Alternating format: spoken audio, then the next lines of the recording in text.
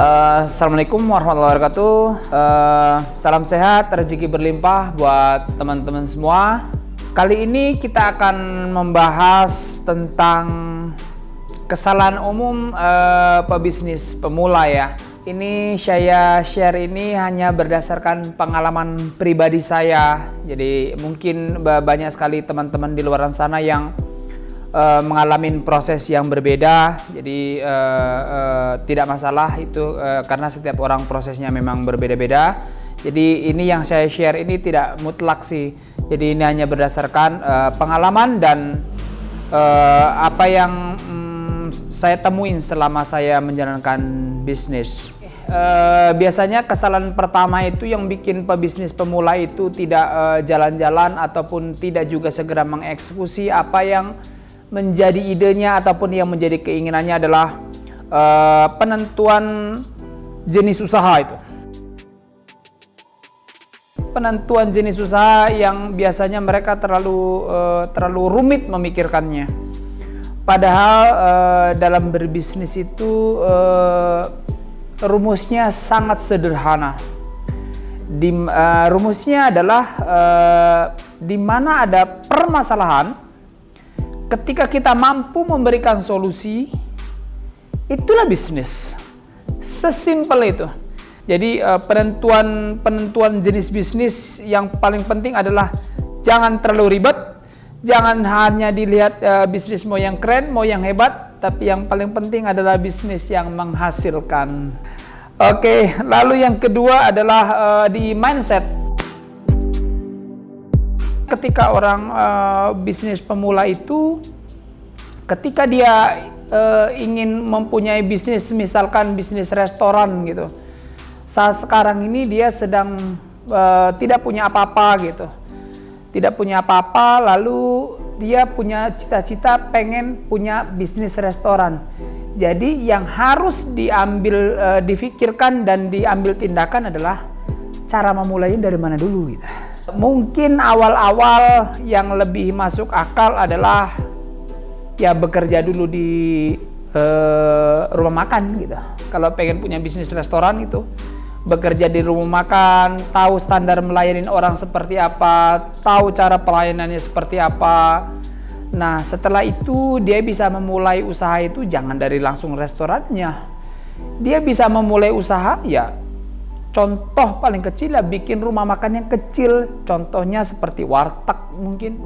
Belum bisa buat wartegnya, ya jualan catering mungkin. Jadi dia bisa catering dari rumahnya dulu, melayanin pelanggan-pelanggan tapi dikirim karena dia belum punya tempat.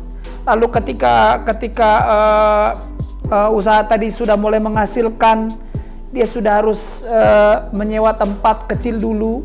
Setelah ada hasil lagi, baru tambah lagi yang besar. Setelah berhasil lagi, nambah hasil lagi, baru tempatnya diperbesar.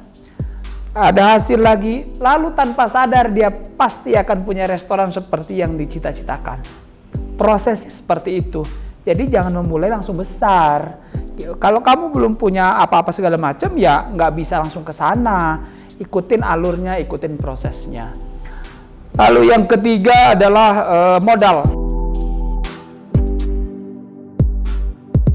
Yaitu biasanya orang akan selalu bilang ketika mau usaha, selalu bilangnya bahwa saya tidak punya modal gitu.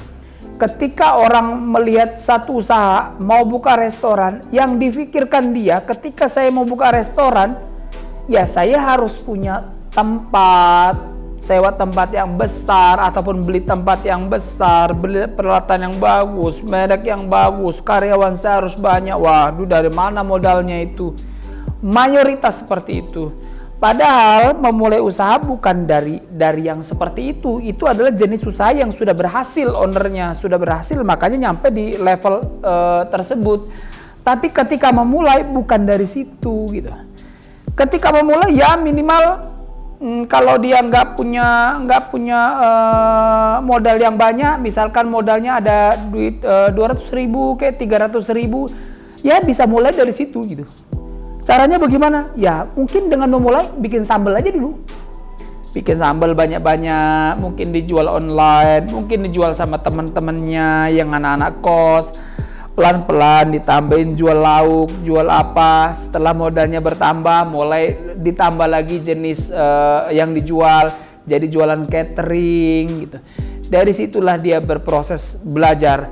Nanti setelah lama-lama dengan sendirinya modal itu terkumpul, maka jadilah dia besar gitu. Yang selanjutnya yang keempat itu biasanya mayoritas orang itu bisnis pemula itu tidak sabar. Tidak sabar itu ketika dia punya ide ini, ide itu, lalu dia sudah mengeksekusi ide tersebut, akan bertemu banyak sekali halangan, banyak sekali masalah, dan dia nggak tahan gitu. Nggak tahan dengan masalah-masalahnya, atau ternyata usahanya tidak berkembang sebagaimana yang diharapkan gitu. Jadilah dia putus asa gitu, putus asa, pusing, stop. Biasanya seperti itu. Padahal ketika kita memulai usaha, masalah itu penting buat kita untuk di awal-awal, itu penting. Kenapa? Karena dari masalah-masalah itulah kita bisa banyak sekali belajar gitu. Banyak sekali belajar, banyak sekali harus kita bereksperimen. Oh rugi, ya iya rugi. Ya biarin gitu. Namanya juga belajar gitu. Tapi jangan pernah berhenti gitu. Jadi wajar harus kamu bayar di depan itu. Pengorbanannya, kesulitannya, pedih-pedihnya seperti apa, ya memang harus tahan di situ.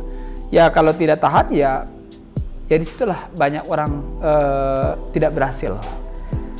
Oke, dari saya cukup itu aja dulu. Sampai ketemu kita di podcast saya berikutnya. Oke, demikian. Terima kasih banyak. Wassalamualaikum warahmatullahi wabarakatuh.